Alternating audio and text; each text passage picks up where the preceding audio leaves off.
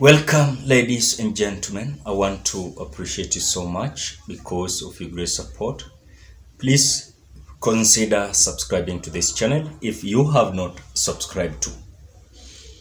Death threats forces former IEBC Commissioner Irene Masit to flee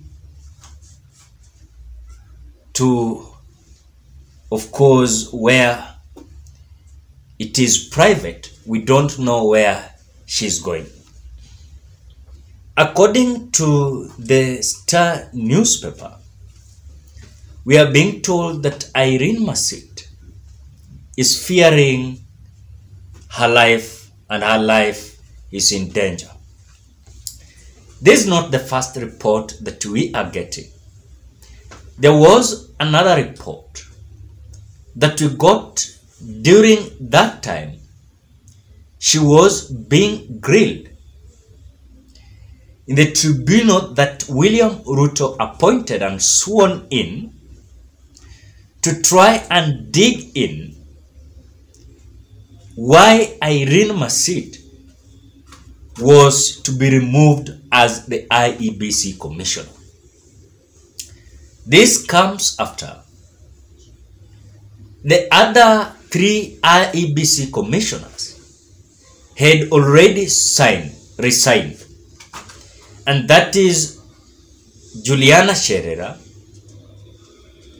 Then we have Justus Nyangaya, and we have Wanderi. These IEBC commissioners that came out giving their thoughts and opinion towards what happened during the 9th August general election. As we speak now, they are not comfortable wherever they are, as it is only Irene Masit that is coming out to share the kind of frustration, danger, and death threat that she is receiving.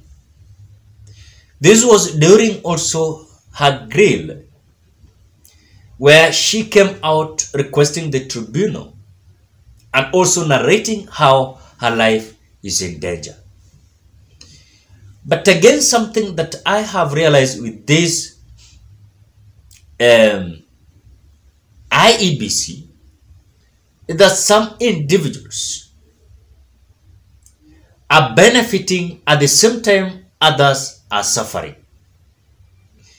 As we speak now, William Ruto had already kicked off the committee that was going to lead Kenyans to reconstitute another IEBC commissioners, where the opposition leadership came out giving their petition and grievances, why they were not accepting the kind and the procedures that William Ruto had adopted towards appointing this committee that was going to lead the recruitment of the new IEBC commissioners. But as far as we are concerned, Irene Masit was the only IEBC commissioner that remained without resigning. And she came out facing the tribunal live. After the tribunal came out giving their recommendation to the president, William Ruto had to fire Irene Masit as the only remaining IEBC commissioner among four who came out rebelling against Wafula Chebukati's result. But again, even despite of her being strong and courageous that this battle she was going to win, this was already kind of biasness that we had already understood, that this biasness was all over this team, or rather the tribunal. Because when you look at the way the tribunal was appointed or was selected, It was so worrying because these are the allies of William Samoei Ruto. So even despite of them, they were coming out to grill Irene Masit. This was a final decision that was already made by few individuals in power by them. But again, as the former IEBC Irene Masit is crying for her life is in danger. What is the reason behind it? Maybe Irene Masit had no platform, confidential platform, to come out to share what happened during the 9th August general election. And it was Irene Masit, Juliana Sherera, Wanderi and Justus Nyang'aya to had come out to tell us what happened. But what they came out saying was just the issue of 0.1 error. That for me, by that time, they were confused because what had already happened at IEBC during the final result that was going to be announced by Wafula Chebukati had already been adopted. So Wafula Chebukati, even though the other four had rejected this kind of result, I know it is a very painful story that Kenyans don't want to revisit it, but because of the studies, we are being told that this IEBC commissioner, Irene Masit, is facing a very dangerous situation as her life is in danger. As an IEBC commissioner, former IEBC commissioner, we are being told that they are not having security because we are being told they were removed from the office. Some of them resigned. People like Juliana Sherera and other Julius Nyang'aya and Wanderi had already resigned. So they don't have security. That person that is having security, it is Wafula Chebukati and other two. I think 3 retired. It was Wafula Chebukati and 2. Then we had those who had resigned 3. Juliana Sherera, Justus Nyang'aya, and Wanderi.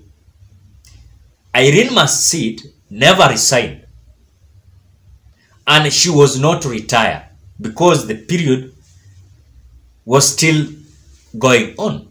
Because they were appointed, I think, when we are almost to the 2022 general election.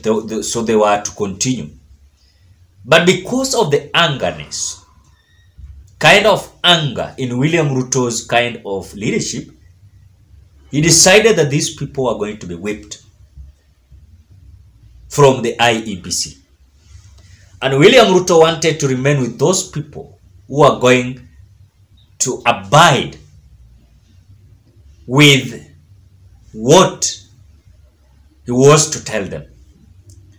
So it is just a matter of showing an indication that those IEBC that had resigned, they were to pass a lot of challenging issue, and of course some part of their life situation to be a very hectic one. But now something that is giving us a lot of worries is this: as these 3 resigned, Irene Masit never resigned, but she was fired after the tribunal had already given their reports and recommendation that Irene Masit was incompetent to continue as the IEBC commissioner. So that's what made Irene Masit to be to get out of IEBC. But after that, we had not listened to Irene Masit for some time, so we don't know what was happening in between. But when I saw the newspaper, Star News, I realized something that is very crucial. We don't know where she's going. Maybe she's having her relatives where she's going, but we don't know how this is true. But again, it might be true because this was the thread that started during her grilling. So ladies and gentlemen, what are those? Is it fair Irene Masit to be threatened? And who are these people who are threatening Irene Masit? Drop your opinion at the comment section below. Otherwise, bye-bye till we meet on another video.